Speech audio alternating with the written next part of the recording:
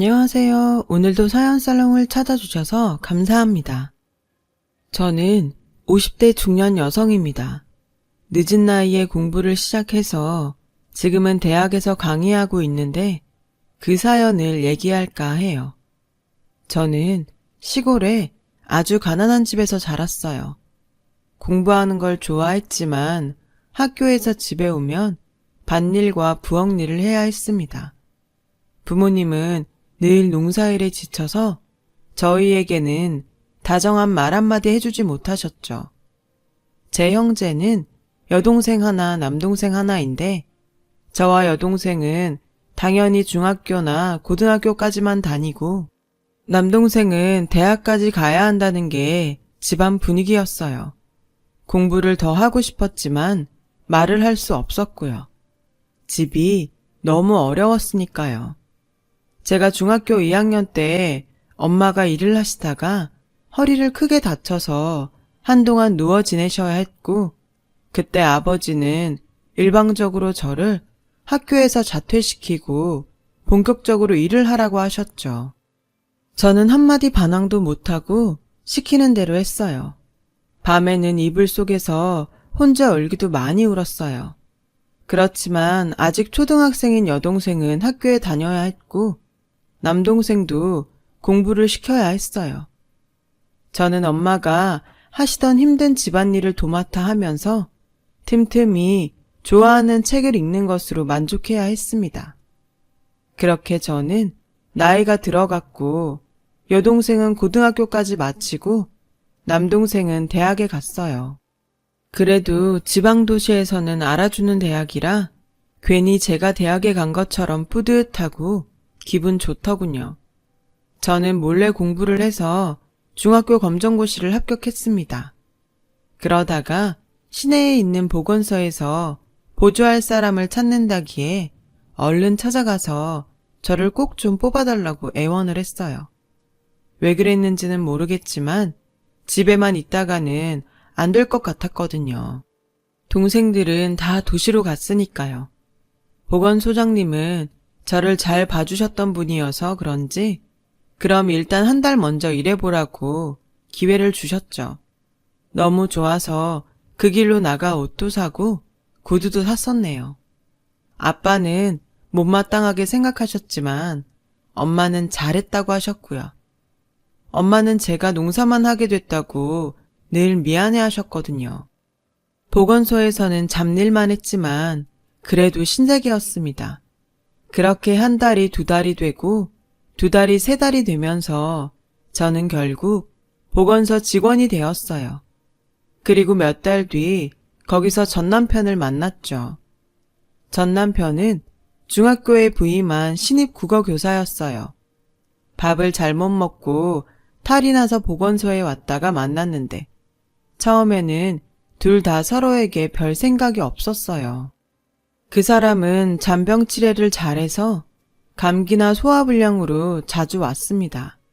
한 번은 감기에 걸려서 왔는데 한쪽에서 도시락을 먹는 저를 보며 맛있겠네요. 저는 아파서 뭘 차려 먹지도 못하고 지금껏 굶었어요. 라며 침을 꿀꺽 삼키더군요. 감기 걸리면 입맛 없어서 안 먹히지 않아요? 라고 하니 그래도 밥이나 죽은 먹고 싶죠. 라길래 저는 제 밥을 조금 덜어서 주전자에 있는 뜨거운 물을 부어 대충 말아서 김치랑 같이 주며 좀 드시고 기운 차리세요. 라고 했더니 그 사람은 한동안 멍하니 저를 보다가 잘 먹겠다고 하고는 개눈 감추듯이 먹더군요. 그때 저를 좋게 봤는지 그 사람은 저를 보러 자주 보건소에 왔어요. 학교에 동경이 남아있던 저는 교사가 제게 관심을 보이는 게 좋았고 얼마 안 가 그 사람은 제게 결혼을 하자고 했습니다. 저는 내심 걱정이 돼서 근데 종수 씨 집에서 절 좋아할까요? 그래도 종수 씨는 학교 선생님인데 저는 보건소에서 잡무만 보잖아요. 라고 하니 우리 집은 그냥 나하고 엄마한테만 잘해주면 괜찮아. 라는 거예요. 그 사람은 위로 누나만 5에 막내였고 시어머니는 혼자 되신 지 좀 되셨다고 하더군요. 처음 인사를 하러 갔을 때 5 시누이가 쭉 저를 둘러싸고 있던 그 광경이 지금도 잊혀지지 않아요. 시누이들은 형제는 몇이야? 걔들은 뒤치다꺼리 안 해도 되고? 부모님은 뭐 하셔? 돈 좀 있으신가? 집이 종수학교 있는 데면 잘 사는 동네는 아니네. 등등 돌아가며 한마디씩 하는데 정말 진땀이 나더라고요. 시어머니는 우리 아들이 좋다니까 반대할 생각은 없다. 그저 집에 들어와 분란 일으키지만 않으면 돼. 시누이들이랑 잘 지내고. 엄마는 순영이가 무슨 분란을 일으켜요. 처음 만나면서 그런 말을 하면 기죽잖아. 라는 남편의 말에 얘가 벌써부터 지 마누라 편드네. 엄마가 못할 말이라도 했니? 너 그러면 안 돼. 네 마누라 미움받아. 라며 신우들이 다 들고 일어났습니다. 저는 정신을 못 차리고 얼떨떨하게 있다가 시댁을 나왔고 남편에게 누나들이 장난 아닐 것 같다고 하자 걱정하지 마. 다들 같이 살 것도 아니고 우리 집에 와서 간섭할 일 없어. 라며 저를 안심시켰어요. 그렇게 결혼 이야기가 착착 진행이 됐습니다. 엄마는 제가 좋은 신랑 얻었다고 좋아했고 아버지는 남편보다 제가 많이 기운다고 걱정은 했지만 그래도 싫지 않으신지 동네에다 선생사위 본다며 자랑을 하셨죠. 그리고 결혼식 날이 되었어요. 그날 신우들이 어찌나 시끄러웠는지 정말 잊을 수 없는 결혼식이었습니다. 안사돈, 우리 종수 갈 때마다 씨암탉은 기본으로 해주셔야 돼요. 우리 손님들 밥이 모자란데 거기 사돈댁 자리 가서 먹어도 되죠? 음식이 뭐 이래? 사돈 솜씨 별로네? 저도 질리고 저희 엄마, 동생들도 질려 있는데 아버지만 손님들과 술을 드시며 신이 나 있었어요. 신우들이 난장을 치고 다니는 가운데 시어머니는 딸들을 말리지도 않으시고 묵묵히 식사만 하시더군요. 당연히 할 수 있는 걸 한다는 태도였죠. 그렇게 시누이들이 몰려다니며 시끄럽게 군 결혼식이 겨우 끝나고 저와 남편은 짧게 신혼여행을 다녀와 시댁에서 신혼생활을 시작했어요. 학교가 먼 남편은 출퇴근 때문에 주말에만 오기로 했고요. 저는 남편 없이 시댁 생활에 적응하는데 엄청 고생했죠. 시어머니는 새벽 4시에 저를 깨우셨고 그때부터 집안일을 해야 했습니다. 집안일이야 어릴 때부터 해오던 거니까 익숙했지만 문제는 양이었어요. 시어머니는 초장에 며느리 기를 들이려고 하신 건지 옷장 아주 깊숙한 데 있던 것까지 다 꺼내서 빨래를 시키셨고요. 어머니, 이건 옷이 다 해져서 못 입을 것 같은데요. 그냥 버릴까요? 넌 시키면 시키는 대로 하지 무슨 말이 그렇게 많니? 이제 막 결혼한 새댁이 따박따박 시어머니한테 못 배운 집이라 그런가 아주 애가 엉망이네. 아휴. 시어머니는 혀를 끌끌 차시며 싫은 티를 확 내시더군요. 그리고는 저를 째려보며 빨리 해. 점심때 니네 신우들 밥 해 먹여야지. 라며 소리를 쳐서 형님들 집에 안 가셨어요? 그럼 하나밖에 없는 올케가 결혼하고 첫밥도 안 차려주고 다들 돌려보내려고 한 거냐? 이런 못 배워먹은? 아무튼 모자란 애 들어와서 내 입만 아프게 생겼네. 얼른 그것부터 해놔. 시장 가서 장도 봐야 된다. 시어머니는 첫날부터 말끝마다 못 배웠다는 말로 저를 타박하셨어요. 저는 너무 서러웠지만 처음이니 시어머니와 잘 지내야겠다는 마음으로 꾹 참으며 시키는 일을 다 했죠. 그리고 아침 10시도 안 돼서 신우들이 하나 둘 오기 시작하더라고요. 신우들은 빨래가 안 끝나서 쩔쩔 매고 있는 저한테 와서 우리 엄마 잘 모셔야 돼. 허투루 하면 가만 안 둬. 라며 협박인지 뭔지 알 수 없는 말들을 했고 점심에 직접 밀전병을 밀어서 만든 구절판을 먹고 싶다며 당장 만들어내라는 거였습니다. 어머니, 형님들이 구절판 먹고 싶다고 하시는데요. 그걸 나한테 말하면 구절판이 나한테서 나오니? 그러니까 장 보러 가야 된다고 얼른 하랬잖아. 애가 미련한 거야, 굼뜬 거야. 라며 핀잔하셨고 그 말을 들은 신우들은 킥킥대며 웃고 있었어요. 저는 눈물이 나오려는 걸 꾹 참으며 시장에 가야 했죠. 남편 오는 날만 생각하면서 음식을 만드느라 신우들이 뭘 하는지는 신경 쓸 틈도 없었습니다. 정신없이 음식을 만들고 차리고 치우고 나니 밥때는 훌쩍 지났고 저는 아무것도 먹지 못한 상태였지만 너무 피곤해서 방에 들어갔는데 정말 놀랐어요. 저희 방 가구 위치가 다 바뀌어 있었고 벽에 걸어놓은 결혼사진은 없어지고 그 자리에 시부모님 젊은 시절 사진이 떡하니 걸려있더군요. 너무 기가 막혀서 말도 안 나오는데 막내 신우가 문을 열고 들여다보며 니넨 방이 그게 뭐니? 우리가 다시 정돈하느라 아주 기운 다 빠졌다. 옥수수 좀 삶아봐. 네가 밥을 얼마나 조금했는지 간에 기별도 안 간다. 라더니 시부모님 사진을 가리키며 항상 잘 기억하라고 알았지? 하고 문을 닫았습니다. 신우들은 일주일 내내 저한테 너, 야는 기본이었고 모든 걸 간섭하며 시부모한테 잘하라고 다그쳤어요. 드디어 주말이 돼서 남편이 돌아왔어요. 저는 그간 있었던 일을 남편에게 투정하듯 다 말했습니다. 그래도 남편은 제 편이 되어주겠지라고 생각했으니까요. 하지만 남편은 아무 반응이 없었어요. 오히려 뭘 그런 걸 가지고 그러냐는 투였죠. 이제 처음 살림 시작하니까 누나들도 걱정이 된 거지. 그리고 나도 방은 처음보다 지금이 나은 것 같아. 라며 대수롭지 않게 말하는데 정말 실망스러웠어요. 시어머니는 남편이 있을 때에는 제게 잘했습니다. 심한 말도 하지 않으셨죠. 하지만 남편이 학교로 돌아가고 나면 못 배워서 그렇다며 어쩌다가 너같이 무식한 애가 우리 집에 들어왔냐고 구박을 했어요. 매일 숨이 막히는 것 같았죠. 신우들은 제 신혼방을 아무 때나 쳐들어왔고요. 또 어찌나 많이들 먹는지 끝도 없이 상을 차려내느라 하루가 다 갔어요.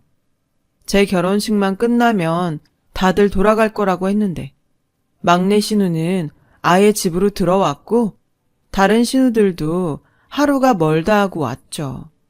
얼마 지나지 않아 신우들은 자기들 집 빨래까지 가져와서 저더러 빨라고 하더군요. 형님들 빨래는 형님들 집에서 해서 말려야죠. 이것까지 제가 어떻게 해요. 안 그래도 집안일이 얼마나 많은데요. 라고 했더니 막내 신우가 득달같이 시어머니를 부르더군요. 시어머니는 저에게 중학교도 검정고시로 나와서 잡일이라 하던 애가 학교 선생 만나서 결혼했으면 이 정도는 각오했어야지. 네가 우리 종수 꼬실 때는 아주 땡 잡았다 그랬지? 우리 그렇게 호락호락하지 않아. 네가 우리 종수보다 한참 못 배웠는데 뭐든 두말 없이 해야 되는 거 아니니? 시어머니와 시누이들은 저의 열등감을 아프게 찌르며 저를 무력하게 만들었어요. 저도 제가 남편보다 뒤떨어진다는 인식이 있었기 때문에 그 말에 선뜻 대꾸를 할 수가 없었고요. 그렇게 저 혼자 꾹 참으며 시간이 지났어요. 시댁은 제사가 1년에 10번도 넘게 있더군요. 거의 매달 제사상을 차리는 게 보통 힘든 일이 아니었어요. 신우들은 제사 때마다 한 덩어리가 되어 몰려와서 이것저것 간섭했고 조금만 마음에 안 들면 제가 시어머니를 잘 모시지 못한다며 화를 냈어요. 야, 너 따위가 뭔데 감히 우리 집안을 우습게 보고 이런 상을 내온 거야. 생선이 이게 뭐야? 가서 다시 사와. 그러면서 돈 한 푼도 주지 않았죠. 남편은 제사가 평일에 있을 때에는 밤 늦게 와서 제사를 지내고 다음날 일찍 가곤 했어요. 저는 제사가 끝나고 다 치운 후에 남편에게 형님들이 너무하는 것 같다고 했죠.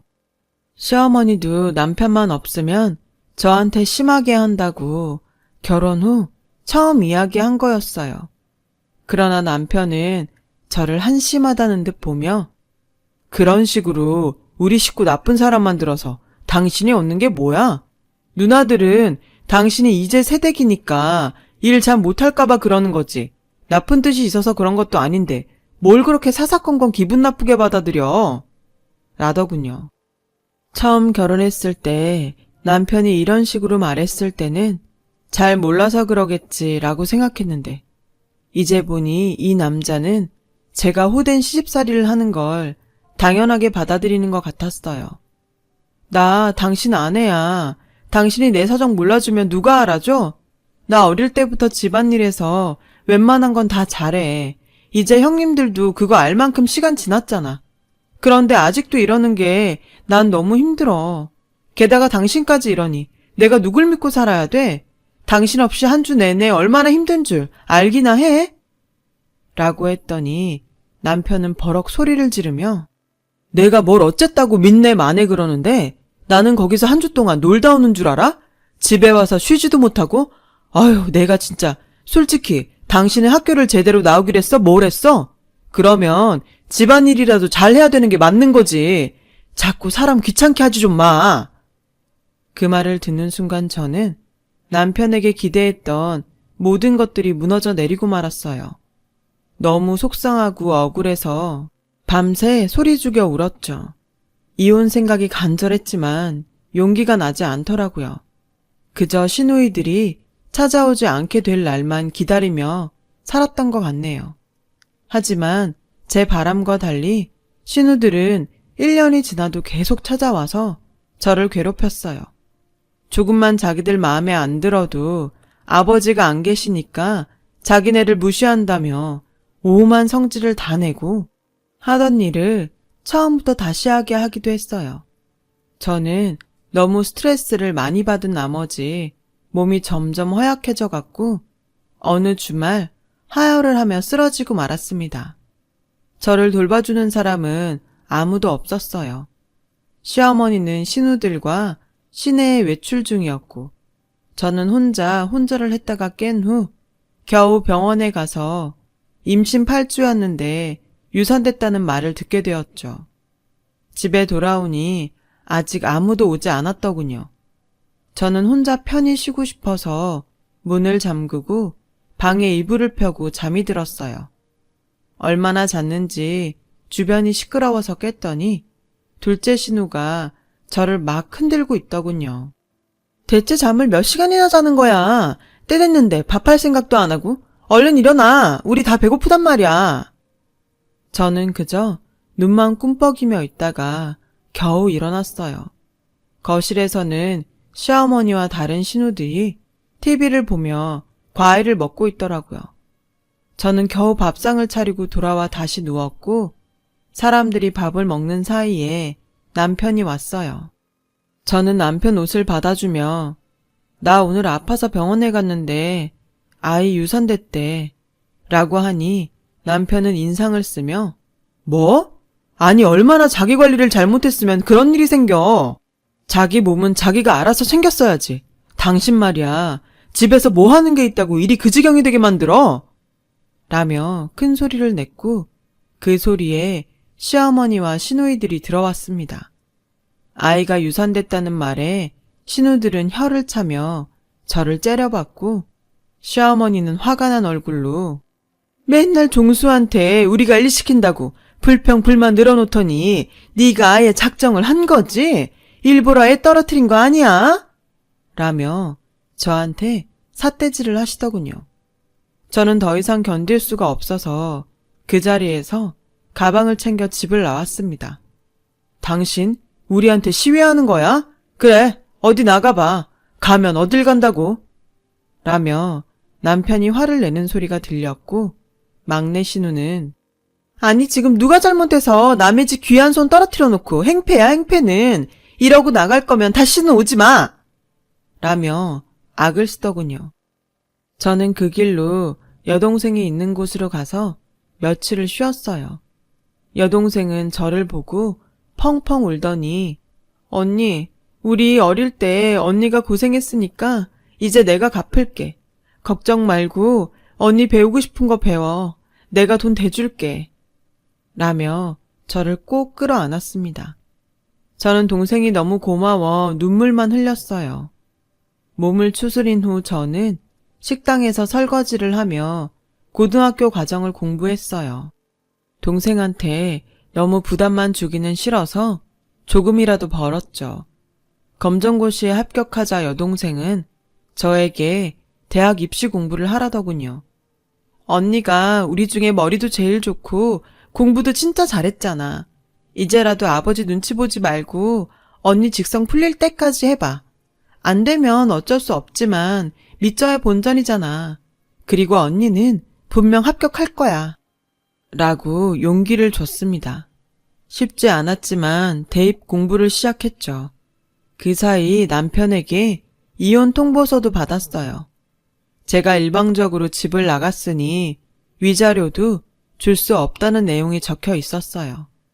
갑자기 시어머니와 신우들에게 당했던 일이 생생하게 떠올랐고 억울함에 정말 이를 악물며 공부를 해서 2년 후 대학에 붙었어요.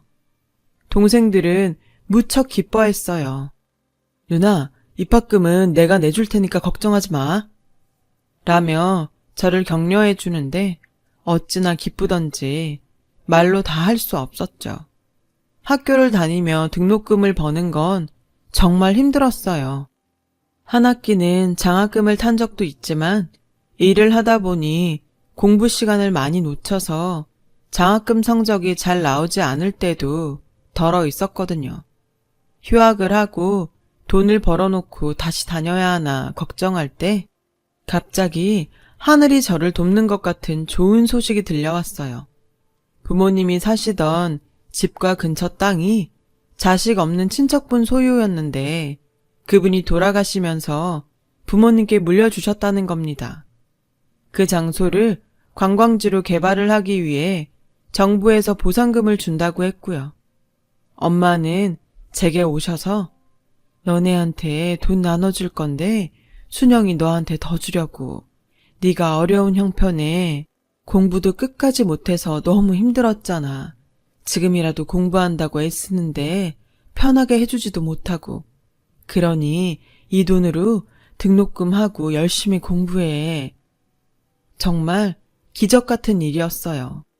제 생각을 해주신 부모님께도 감사했고요.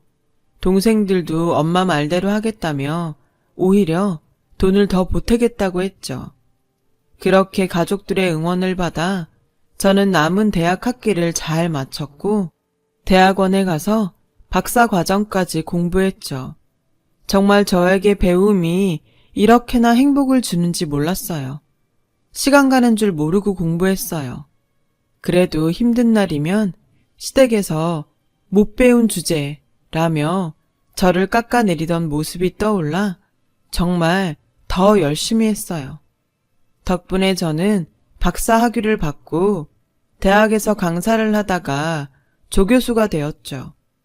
그렇게 시간이 흘러 대학원 입시철이 되었고 저는 석사과정 면접에 들어가게 됐습니다.